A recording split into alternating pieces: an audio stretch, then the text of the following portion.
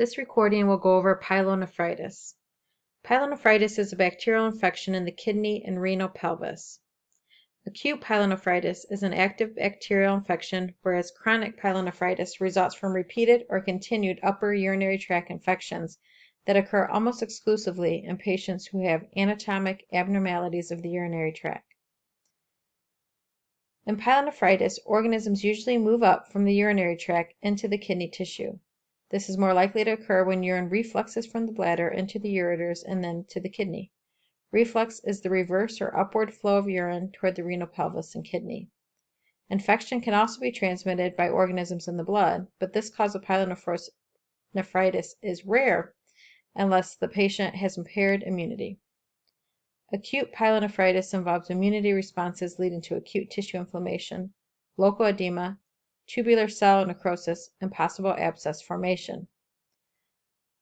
Fibrosis and scar tissue can develop from chronic inflammation in the kidney, glomerular, and tubular structures. As a result, filtration, reabsorption, and secretion are impaired, and kidney function is reduced.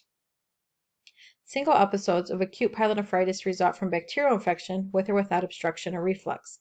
Chronic pyelonephritis usually occurs with structural deformities, urinary stasis, obstruction, or reflux.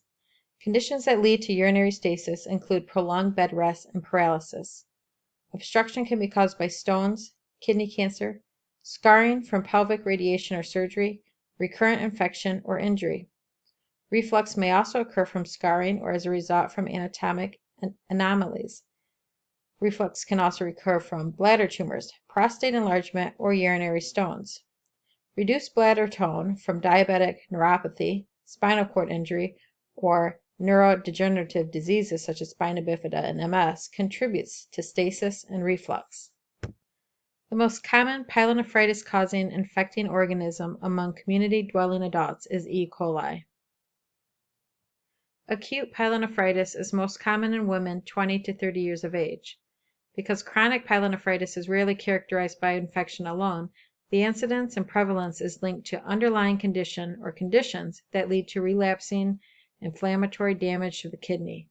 These conditions include congenital structural abnormality, neurogenic bladder dysfunction, and primary vesicoureteral reflux. In regards to assessment, please review history, physical assessment, signs and symptoms, and psychosocial assessment on your own. Your textbook has a key features chart 67-1 for acute and chronic pyelonephritis that lists out the signs and symptoms you should be familiar with. In regards to lab assessment, your analysis shows a positive leukocyte esterase and nitrite dipstick test and the presence of white blood cell and bacteria. Occasionally, red blood cells and protein may also be present. The urine sample is tested for culture and sensitivity, and that is preferred to be obtained by the clean catch method.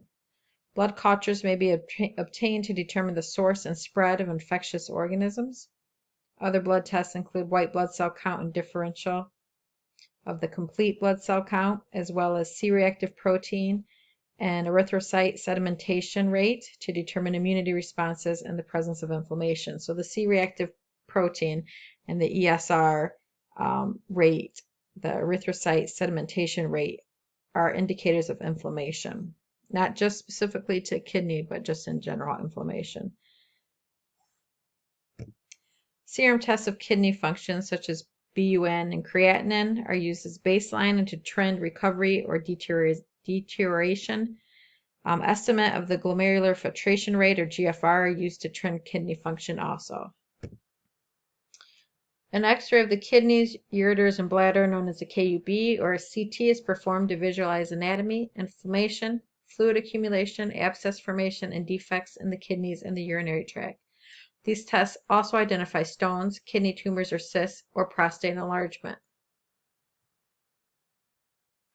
A kidney biopsy may be performed to rule out less obvious causes of inflammation.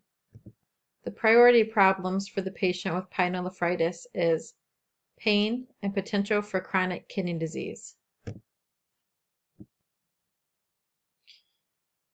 Interventions may be non-surgical or surgical to help manage pain. Interventions include the use of drug therapy, nutrition and fluid therapy, and teaching to ensure the patient's understanding of treatment. In terms of drug therapy, acetaminophen is preferred over NSAIDs because NSAIDs interfere with blood flow to the kidney. Acetaminophen can also help reduce fever. Some patients may require the use of opioids and short-term pain control.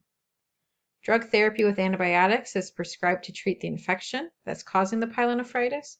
At first, antibiotics are broad spectrum, and then once the CNS is obtained and we know what bacteria is actually growing and what medication is effective at killing it, a more specific antibiotic will then be prescribed.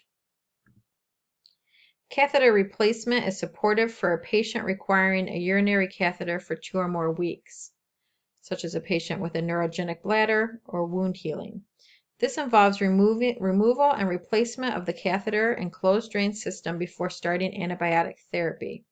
This intervention reduces bioburden by removing a device with a biofilm of concentrated organisms. Nutrition therapy involves ensuring that the patient's nutrition intake has adequate calories from all food groups for healing to occur. A registered dietitian should be part of the interprofessional team. Fluid intake is recommended at 2 liters per day, sufficient to result in dilute pale yellow urine, unless another health problem requires fluid restrictions.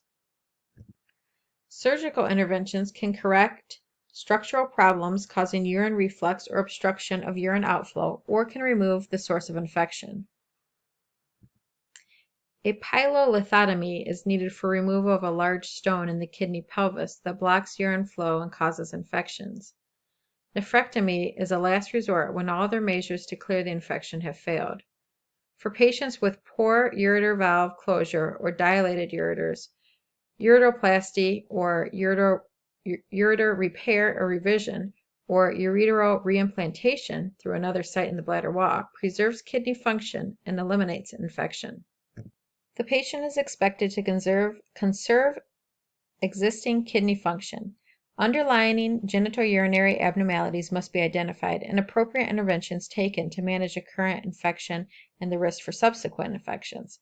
The approach by the urologist and nephrologist depends on signs and symptoms as well as on patient history. Indicators include that he or she consistently demonstrates these behaviors, describes the role of antibiotics and self-administration of drugs, explains and uses techniques to ensure adequate nutrition and hydration, describes the plan for post-treatment follow-up, including knowledge of recurrent symptoms, and modifies prescribed regimen as directed by a healthcare professional. Specific antibiotics are prescribed to treat the infection. Stress the importance of completing the drug therapy as directed. Blood pressure control slows the progression of kidney dysfunction. Ensure that the patient is able to detect adverse changes in blood pressure using community resources such as free blood pressure readings at community settings or retail pharmacies. When pyelonephritis causes or worsens CKD or chronic kidney disease, ensure a referral to a nephrologist for additional assessment and management. Encourage the patient to drink sufficient water during waking hours to prevent dehydration because dehydration could further reduce kidney function.